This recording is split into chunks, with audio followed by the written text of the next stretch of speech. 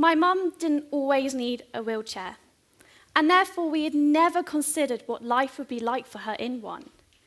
Before, her health conditions were manageable, but due to her chronic illnesses and the spinal curvature, the only way she could get around independently was by using the chair.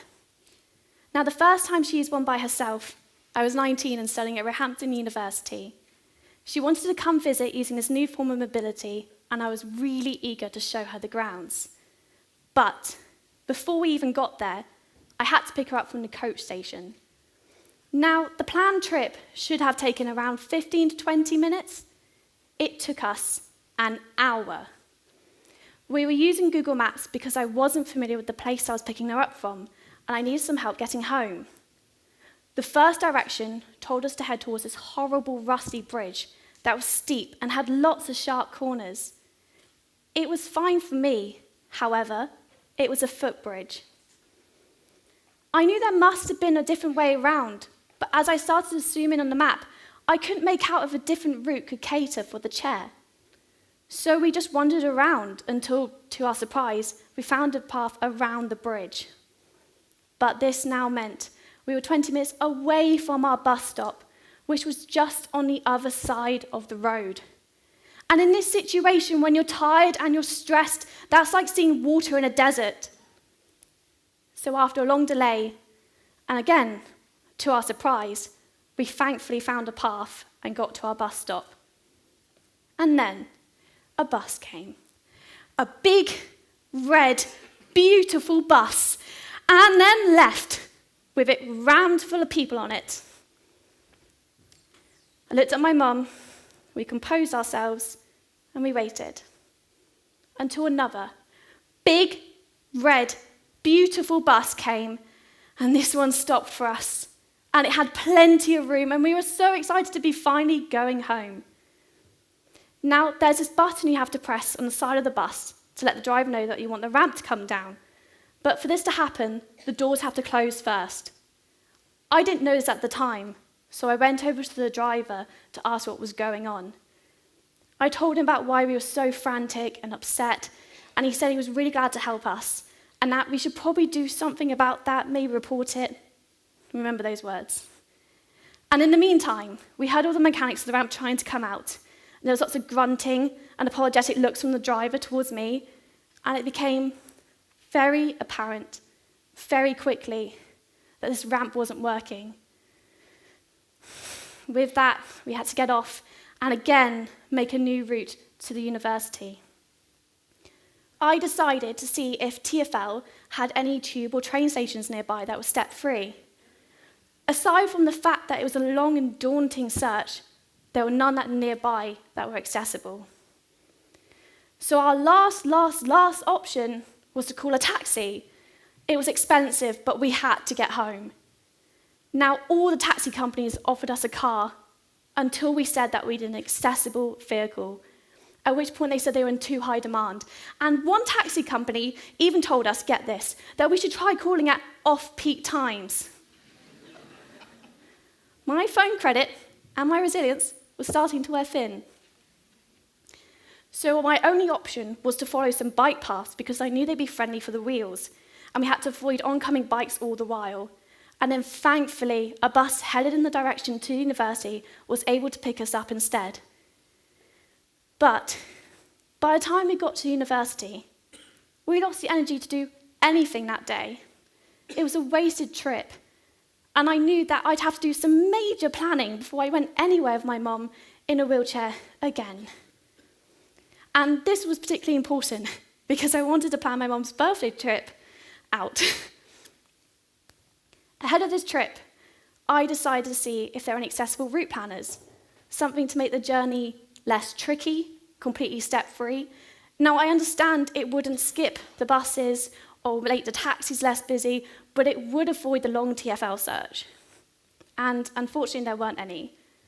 Some companies and organisations were close to creating one, or to their credit, had done so, but none of them had the capacity to achieve the same result as Google Maps did in giving directions. Now, Google Maps has over 20 petabytes of data, which, if you're wondering, like I was, is the equivalent of storing 80,000 photos every day across your entire life. This, and the idea that my mum shouldn't have to download a separate app to achieve the same result as someone with a disability, angered me. And I knew that her health was getting progressively worse, and we'd be looking at what is now a future with wheels. So skip to August 1st, when I told the news to my mum. Good morning, Mum, happy birthday. I'm going to create a petition on change.org called Create Wheelchair Friendly Routes on Google Maps, because they won't answer my emails and I don't know how to get through to them. When do you want to open presents? She was supportive.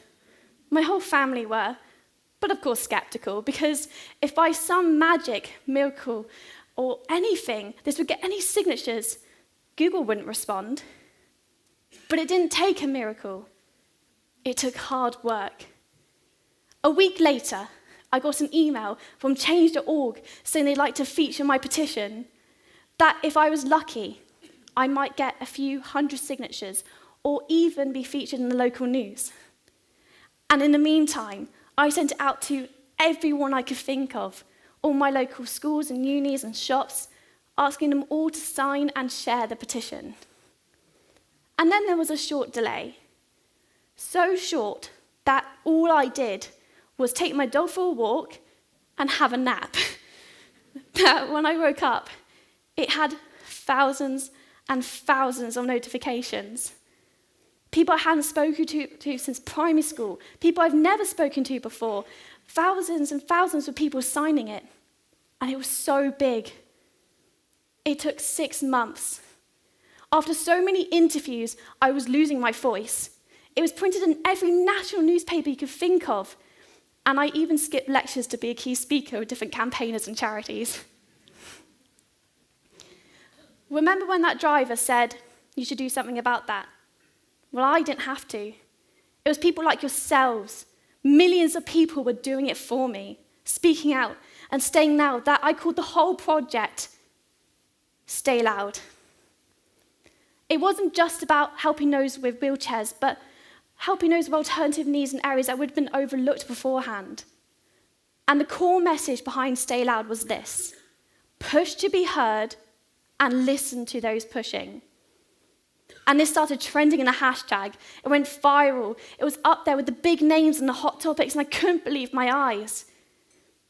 And then, after 300,000 signatures, I received an email from Google asking to go to their headquarters.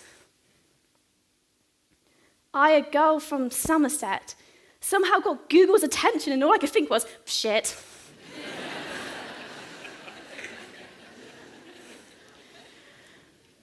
This was such a big thing that Google could not ignore it. And the next thing I knew, I was in their offices, staring them face on, like the story of David and Goliath, and I was so nervous. Their offices were pristine. The security was like some alien technology, and I've never seen so many primary colours in my life. I rehearsed everything for months, and by the time I was telling them, it was just flowing out, and I couldn't stop. I told them how I thought technology could really, and I mean really, change the world for the better. And they listened, and they agreed. But they didn't give me the answer I wanted. Instead, they showed me this initiative called Local Guides, where you can rate the accessibility of a location, but not how to get there safely. And with this, I promised to keep on campaigning until they heard me and did something about it. And that's exactly what I did. I stayed loud. I went back to everyone who signed a petition and gave them updates through blogs. I started an online protest, and I even got online sponsors to promote the petition out there to millions more people. And then, it was through this pushing and this campaigning and staying on the radar that Google finally announced they were going to create wheelchair-friendly routes on their maps.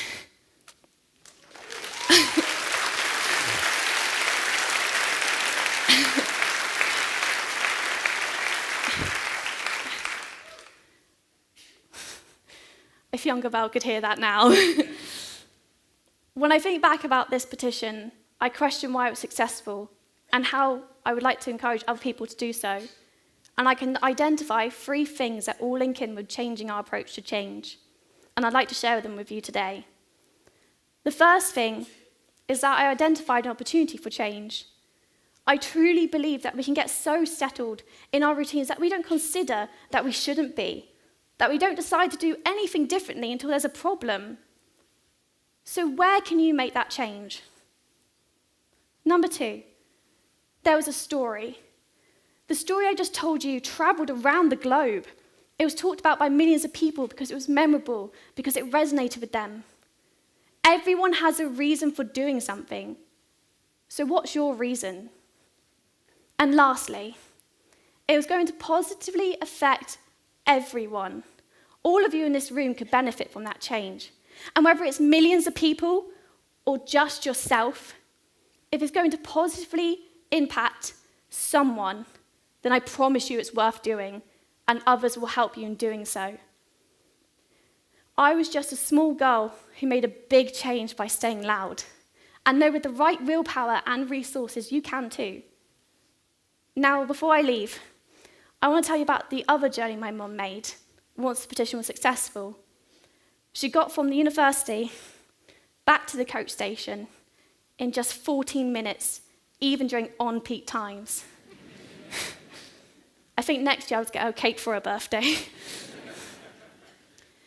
Although the wheelchair is more of a permanent thing, we've made a permanent mark by staying loud. Thank you.